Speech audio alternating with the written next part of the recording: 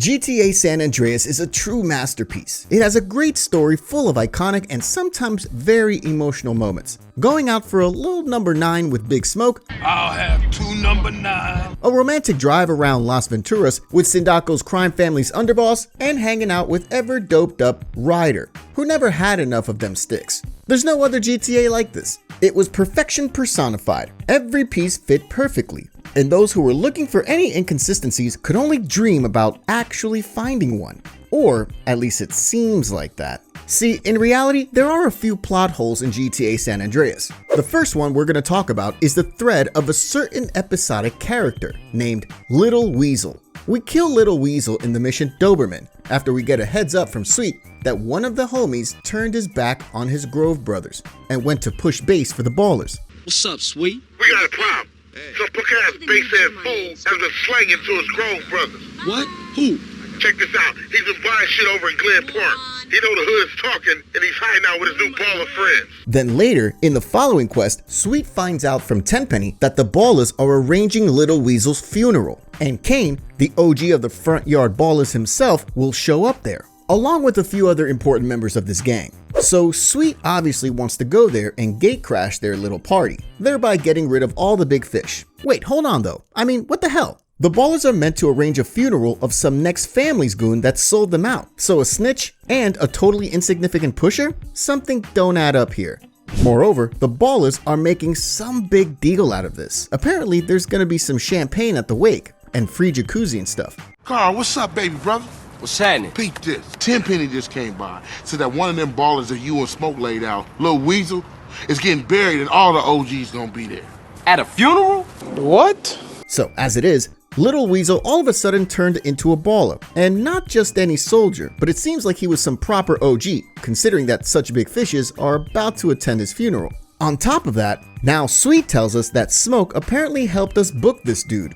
I don't know about you, but I personally don't remember no Big Smoke in that mission, and judging by the size of his belly, it would be rather difficult to miss his presence. CJ simply clapped that fool himself. Maybe Smoke spinned a yarn to Sweet that he helped CJ or something, but it's weird overall, cause wouldn't Carl just mention to Sweet that he has some bad info? So as you can see, Sweet changes his tune from one day to the next. At first, he was saying that Little Weasel was some turncoat that has gone slanging dope for the Ballers. So in other words, went there to be the first one to go in case if the police was doing some show off for the media by busting some next drug dealer. You know, you occasionally hear about stuff like that. That police in some city is corrupt and takes bribes from the gangsters. So in order not to raise any suspicions, once in a while, the gangsters tip off the cops which rookie they can take downtown. So it seems as if the police are actually fighting crime. But a few days later, Sweet tells us something else, that this Weasel guy is some big boss within the Ballers, and that Big Smoke was involved in all this, and he even squeezes Tenpenny into the equation. It seems to me as if Sweet eventually agreed for a few hits of Ryder's Wet and gone mad. The only thing that kind of makes sense here is that it was Tenpenny who gave Sweet the info. See, in the Doberman mission, once we flushed out Little Weasel out of his hiding, he shouts that Tenpenny screwed him over. Tenpenny set me up! So who knows, maybe there is some bigger background story behind this. It's hard to figure anything out here really, especially that even the developers didn't seem to know how to handle this thread. After all, in the beta version of the game, the Doberman mission was given to us by Crash, not Sweet. Initially, CJ was meant to stop Officer Carver from arresting some pusher named Poncho that was somehow useful to Tenpenny. However, we don't know in what way exactly. CJ, get over here. Poncho is my man and DEA don't touch my asset. That's just a law. Oh, I don't give a holy about some targets. Go frame some other rock slinger. Crack my ass, you lying piece of shit. Listen to me. You leave him on the streets. Got me? Carver, you piece of rat shit.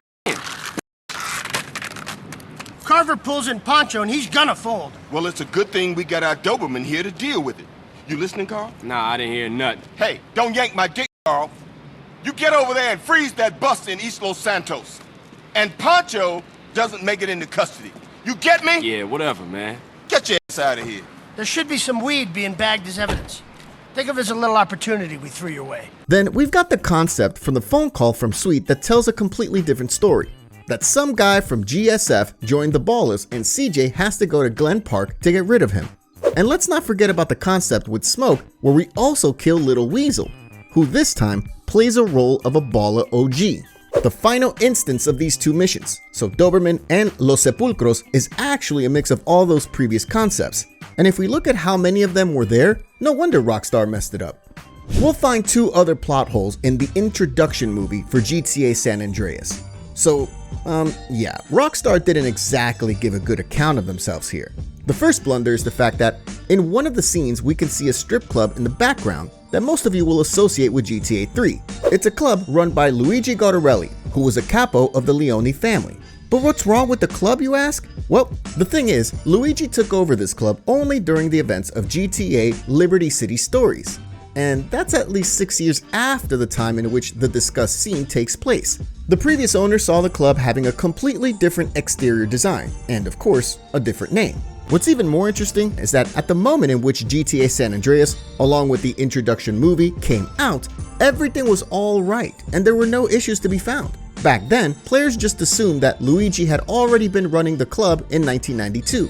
Everything got messed up when Rockstar released GTA Liberty City Stories in 2005. This game shows us the events from Liberty City in 1998, and we discover there that Luigi was not the owner of the club until this exact year.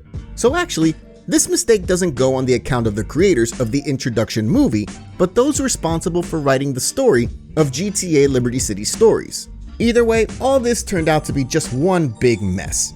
It's also messy in the case of CJ's father. Namely, in the introduction movie, we'll find a scene in which CJ is talking on the phone with Joey Leone, who is the son of the Leone Mafia's Don, Salvatore. During this conversation, CJ mentions to Joey that apparently he never knew his dad. Yeah, I hear you. I never knew my dad, but my brother used to make my life miserable. So let me pose a question here. If CJ's father had indeed abandoned his family when Carl's mom was pregnant with him, or alternatively during the first 3 years of CJ's life, then I could believe that he doesn't remember him. Then where did Brian come from? Was he delivered by a stork or what? Just for the record, Brian and Carl were very resemblant to each other. Emmett's reaction speaks for itself. As we remember, in the mission, 9s and AKs, Emmett confuses CJ for Brian. Beverly Johnson's boy? That's right. Brian, say, ain't you dead? No, Emmett. The other one, Carl. Brian, at the moment of his death, was 10 years old. We know that thanks to the pre-release PlayStation magazine about GTA San Andreas. We don't know CJ's exact age, but what we do know is that CJ had to be significantly older than his little brother. We can assume that during the events of GTA San Andreas, Carl was in his early 20s. San Andreas takes place in 1992. Meanwhile, Brian dies in 1987. In that same year, CJ left Los Santos for Liberty City, as he couldn't handle the loss of his brother. CJ had to be of age then. It would be hard to believe that a 12 or 13-year-old would go to Liberty City on his own and work for the Mafia there. So that would mean that Carl had to be at least 8 years older than Brian. And considering they were so similar to each other, their parents must have been the same people, let's be fair. So because of that, CJ not knowing his father does not make a lot of sense. Otherwise, I'd like to hear some logical explanation of where did Brian come from. If we look at the fact that his parents had to be the same people as CJ's parents, if he was so similar to his brother, it just doesn't make sense, at least to me. And as the last thing, we'll look at what Big Smoke was doing in the Johnson's house at the beginning of the game. Actually, this thread has already been discussed on the channel, but the matter was analyzed once more, and I felt obliged to correct a few things from that video. There are many theories revolving around this subject. Some of them claim that Smoke was looking for something, or that he simply was waiting for CJ, who was late, or that he tried to thieve some sausages from Sweet's fridge. The last one is actually quite convincing, to be fair. The most popular opinion, however, is that Smoke was waiting for Sweet to cap him there. And yeah, story-wise, it kinda makes sense. From the introduction movie, we find out that Tenpenny asked Big Smoke to kill Sweet and take over the families. Additionally, the famous phrase, You picked the wrong house, fool! can be interpreted literally, meaning that Sweet, instead of going to his house, entered the house of his dead mother. But hold up, not so fast, cause if we take a closer look at this, nothing adds up. Cause like, what was the genius plan here? It was the day of the funeral of Sweet's mother, so obviously everyone was getting ready for it, including Smoke, cause if he randomly didn't show up, it would be very suspicious. So the only sensible option here is that Smoke managed to find an excuse for not going to the funeral with the rest of the crew by telling them that he'll wait for CJ, who was late. But actually, not even that, because if Smoke were waiting for CJ, he would obviously be expecting him. So he wouldn't go at him with a bat acting as if he saw a living nugget from McDonald's or something. And that was kind of how it looked. The only thing that comes to my mind is that Smoke asked Crash to stall CJ, which would explain why he's being arrested by Crash in the opening sequence. But why all that? Well, so CJ doesn't come home before Sweet comes back from the cemetery, because then Smoke would just have to take CJ to the funeral and the whole thing would go to it would not work out, of course. Yeah, I know. It sounds mad complicated, but that's because, like I said, this whole case does not make a lot of sense. Additionally, if Smoke were waiting for Sweet to kill him in the Johnson's house, then why on earth did Ballas send their own hitmen to the cemetery to cap the GSF OG as well? After all, Smoke, on his way to the cemetery, was with CJ all the time, so he didn't have an opportunity to tell Tenpenny or the Ballas that the plan failed and the new plan was needed. So this whole theory with Smoke wanting to kill Sweet is even worse than the stuff that the truth comes up with, and for many different reasons. Smoke couldn't also be waiting for CJ, cause if that was the case, he wouldn't react in the way he did, right? It remains a mystery, cause like Rockstar didn't put Smoke there for fun, did they? Especially with the bat, going on like he about to whack somebody. And he needed an excuse for why he didn't go to the cemetery with the others. And trust me, we can come up with the wildest of theories. That Smoke wanted to kill CJ, that he wanted to pillage Sweet's fridge, or that he wanted to place spaceships on the game console. And whatever you come up with, it probably can be easily debunked. I think that actually the most likely scenario is that Smoke told Sweet that he'll wait for CJ, only because he wanted to thieve some proper chicken from his fridge and he got so into it that he forgot he was waiting for CJ in the first place. Hence, such an aggressive reaction. And he took a bat cause I don't know, he didn't want anybody to take the food from him or something.